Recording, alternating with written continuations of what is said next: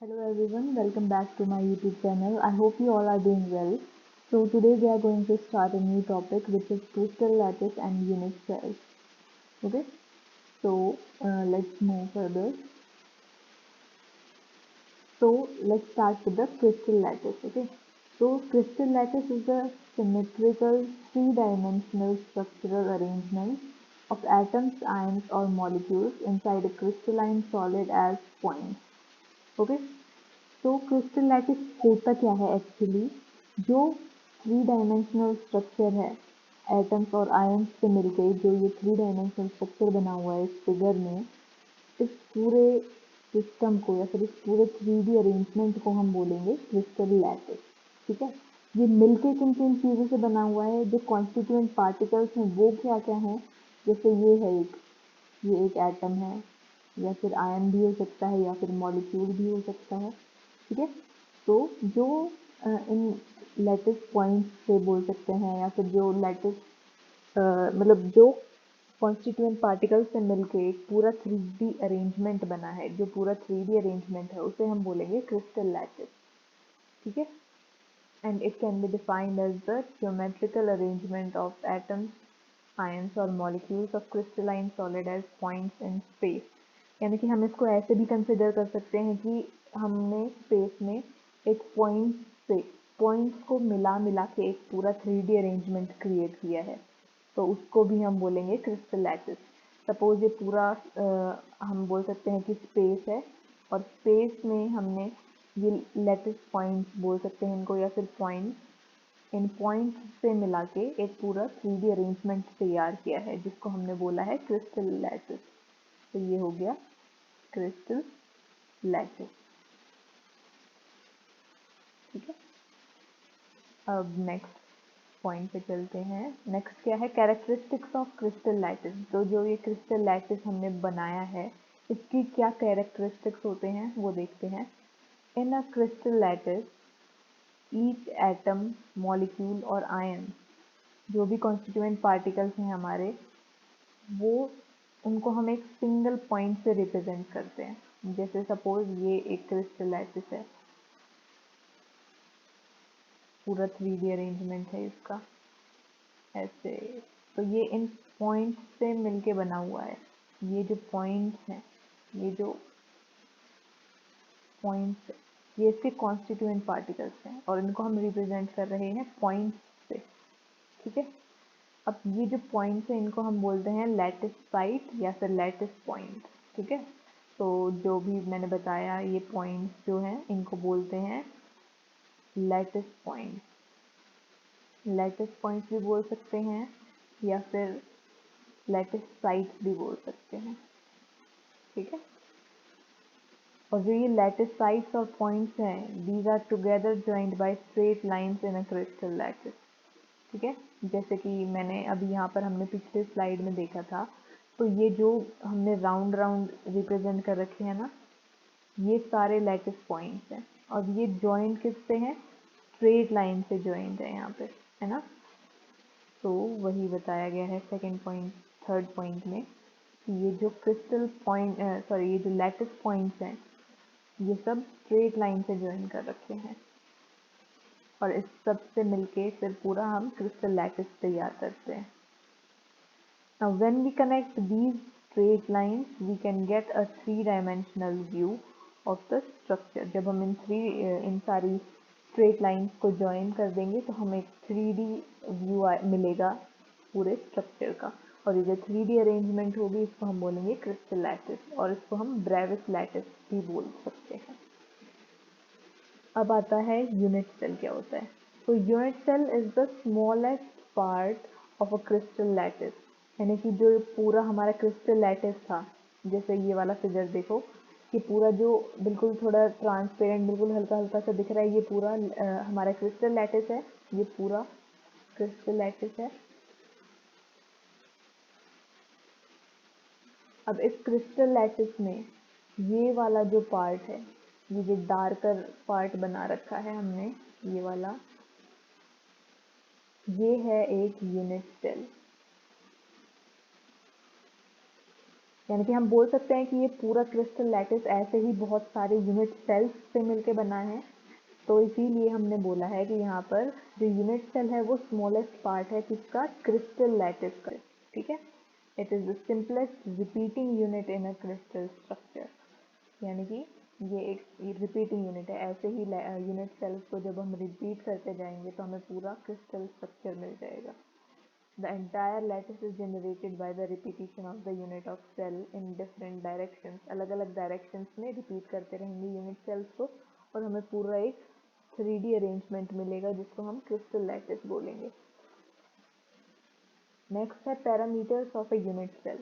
कौन से parameters होते हैं जिनसे हम unit cells को मतलब उनकी measurement कर सकते हैं। तो there are 6 parameters of a unit cell, ठीक है। 6 पैरामीटर्स होते हैं। 3 एजेस होते हैं जिनको ABC बोला हमने। फिर एंगल्स होते हैं बिटवीन द एजेस जिनको हम अल्फा, बीटा और गामा से रिप्रेजेंट करते हैं। और जो एजेस हैं वो एक दूसरे के परपेंडिकुलर भी हो सकते हैं और परपेंडिकुलर नहीं भी हो सकते। तो देखो जैसे ये है, ये 3 एंगल, यहाँ पर ये बीटा है, ये अल्फा है, ये गामा है। तो ये जो एजेस हैं, ये एक एज है, ये दूसरा एज हो गया, ये तीसरा एज हो गया। तो इन तीनों एजेस के साथ जो एंगल बना रहे हैं, यानी कि सपोज ये है हमारा एक एज, ये दूसरा एज है और ये तीसरा एज है, इनके बीच में जो भी एंगल बन रहा है, ये अल्फा है, ये बीटा है, ये गामा है।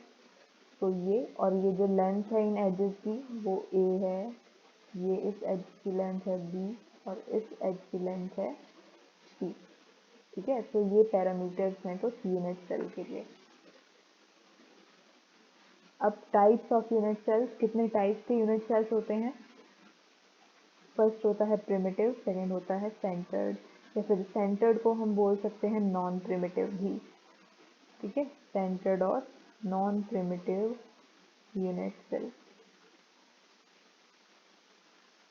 और जो ये नॉन प्रिमिटिव यूनिट सेल्स हैं ये further 3 types of unit cells में डिवाइडेड होते हैं, बॉडी सेंटर, फेस सेंटर्ड और एंड सेंटर यूनिट सेल। अब फर्स्ट 1 बाय 1 हम इन सबको पढ़ेंगे। फर्स्ट है primitive unit cell. Primitive unit cell में क्या होगा, when the constituent particles occupy only the corner position, ठीक है। अगर जो हमारे कॉन्स्टिट्यूएंट पार्टिकल्स हैं यानी कि जो एटम्स प्रेजेंट हैं किसी भी सिस्टम में वो सिर्फ कॉर्नर पोजीशन ऑक्यूपाई कर रहे हैं, जैसे कि इस फिगर में शोन है, ये एक क्यूब है, इस क्यूब की सिर्फ कॉर्नर पोजीशन पे ये ब्लू मार्क्ड है। तो ब्लू मार्क्स क्या है हमारा, हमने क्या बोला था इसको, लैटिस पॉइंट, ठीक है। लैटिस पॉइंट, या फिर हम बोल सकते हैं एटम्स, जो भी हमारे कॉन्स्टिट्यूएंट पार्टिकल्स हैं उनको हमने एटम्स बोला। तो ये एटम्स जो हैं ये सिर्फ कॉर्नर्स ऑक्यूपाई कर रहे हैं। देखो ये रहे, टोटल 8 कॉर्नर्स होते हैं क्यूब के, तो 8 कॉर्नर्स पे हमारे एटम्स प्रेजेंट होंगे, ठीक है। तो इस टाइप के यूनिट सेल्स को हम बोलेंगे प्रिमिटिव यूनिट सेल्स। कॉर्नर्स के अलावा कोई और पोजीशन ऑक्यूपाई नहीं करेगा एटम, तो उस टाइप के अरेंजमेंट को हम बोलेंगे प्रिमिटिव यूनिट सेल। अब a primitive unit cell is formed by the constituent particles when the effective number of atoms of the unit cell is 1। इस लाइन का मतलब क्या है कि जो कॉन्स्टिट्यूएंट पार्टिकल्स है यानी कि नंबर ऑफ एटम्स, अगर हम यहाँ पर देखें नंबर ऑफ एटम्स कैसे हम काउंट करेंगे, यहाँ पे हम ये नहीं कह सकते कि पूरा एक एटम इस कॉर्नर पे प्रेजेंट है। देखो अगर आप यहाँ पर देखो तो इस एटम मतलब इस कॉर्नर पे सिर्फ इतना पार्ट प्रेजेंट है एटम का, इतना है ना। ये पूरा एटम अगर हम 3D में इसको इमेजिन करें तो ये पूरा एटम बाहर भी होगा, कुछ बाहर की साइड भी होगा, इसका वॉल्यूम पूरा एक क्यूब के अंदर नहीं आ रहा है वो एटम। तो इसका नंबर ऑफ एटम्स निकालने के लिए हम क्या करते हैं, जो टोटल नंबर ऑफ कॉर्नर्स हैं, जैसे 8 कॉर्नर्स हैं क्यूब में, इनटू हर एक एटम का कंट्रीब्यूशन क्या है इस क्यूब के अंदर। जैसे सपोज यहाँ पर जो भी एटम है, जो भी एक एटम है वो कितने क्यूब्स में डिवाइड होगा, या फिर यहाँ पर इसका क्या कंट्रीब्यूशन है, सपोज इस क्यूब के ऊपर हमने एक क्यूब रख दिया, इस क्यूब के साइड में हमने एक क्यूब रख दिया, और इस क्यूब के इस साइड भी एक क्यूब रख दिया, और यहाँ पर भी एक क्यूब रख दिया, तो 4 क्यूब्स में भी डिवाइडेड होगा वो। और ऐसे ही ये हमने नीचे रखे हैं, और ऐसे ही इसके ऊपर अगर हम एक 4 क्यूब्स की लेयर रख दें तो उनमें भी डिवाइड होगा ये पूरा एटम जो 3D में होगा वो। जैसे ये 3D में शो हो कर रखा है यहाँ पे, तो इस क्यूब का सिर्फ इतना सा पार्ट है इस वाले क्यूब में, मतलब इस एटम का सिर्फ इतना सा पार्ट आ रहा है इस क्यूब में। बाकी ये जो पार्ट बच गया, ये जो पार्ट बच गया, ये वाला पार्ट जो मैंने ब्राउन कलर से रिप्रेजेंट किया है, ये बाकी के 8 क्यूब के साथ डिवाइड होगा। ठीक है, बाकी के 7 क्यूब के साथ डिवाइड होगा। तो टोटल जो इस एटम का कंट्रीब्यूशन है वो 1/8 होगा। ठीक है, एक यूनिट सेल के अंदर एक एटम जो कॉर्नर पे प्रेजेंट है वो 1/8 कंट्रीब्यूशन शो करेगा अपना।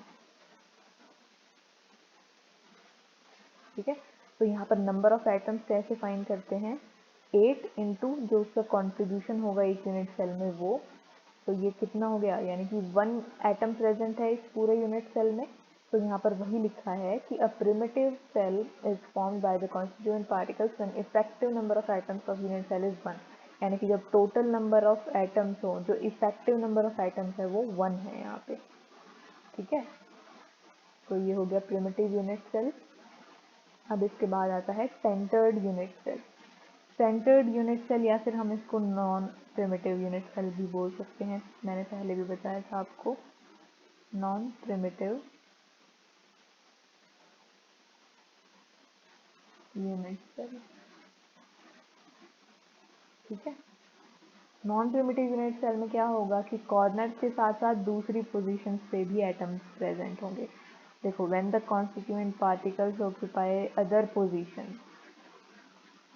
इन addition to those at the corner, यानी कि कॉर्नर के साथ साथ दूसरी पोजीशंस पे भी एटम्स प्रेजेंट हैं, इनको बोलेंगे हम सेंटर्ड यूनिट सेल।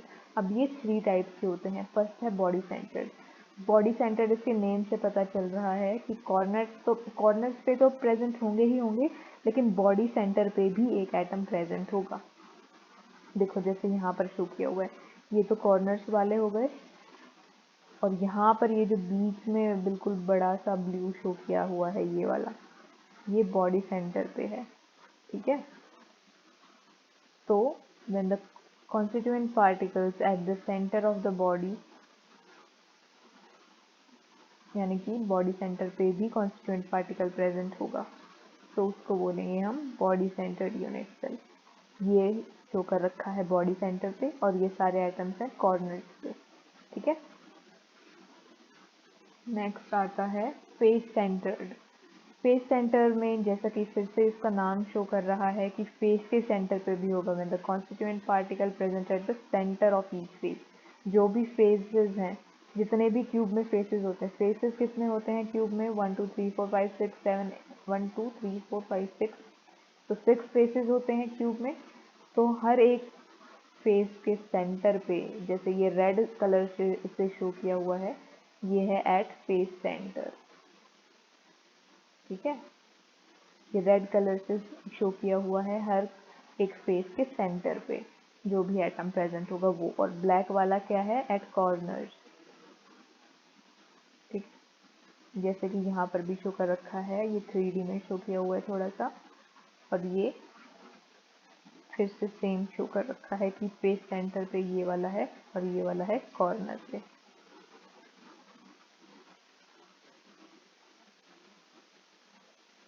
ठीक है, तो वो होंगे फेस सेंटर्ड, यानी कि कॉर्नर्स के साथ साथ फेस के सेंटर्स पे भी अगर एटम्स प्रेजेंट होंगे तो उनको बोलेंगे हम फेस सेंटर्ड यूनिट सेल। अब इसके बाद आता है एंड सेंटर्ड। एंड सेंटर्ड में क्या होगा, when the constituent particles present at the centre of 2 opposite faces, यानी कि अपोजिट फेसेस के सेंटर पे प्रेजेंट होगा एटम।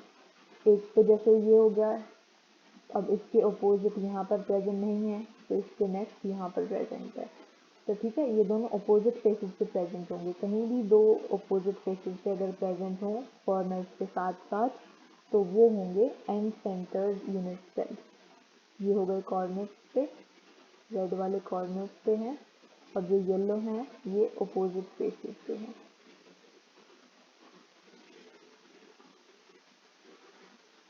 ठीक है, तो ऐसे यूनिट सेल्स को हम बोलेंगे end centered unit cells. So that's all for today's video. I hope ये टॉपिक आपको समझ आया होगा. If you have any doubt, you can comment down in the comment box. And do like, share and subscribe to my channel. Do hit the like button and press the bell icon for the updates of the upcoming videos. Thank you for watching.